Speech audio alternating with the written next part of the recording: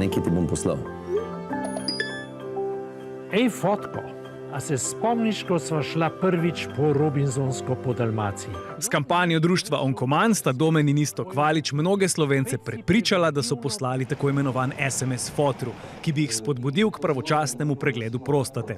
Skupaj jih je bilo skoraj 1700. Kampanji pa so se pridružili tudi številni znani obrazi. Ena stvar, ki smo jo izvedeli, je, da smo moški malo problematični, ne? V vseh primerih. To pa itak, da ste, to pa... Ja, moški smo problematični prvič zaradi tega, ker pač ne hodimo k doktorju tako redno kot ženske, ne?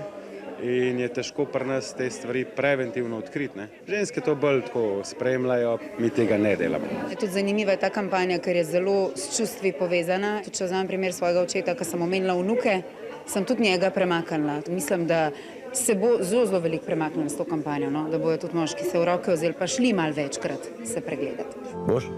Bom. Čim prej. Ja, lepo je živeti. Hvala Bogu.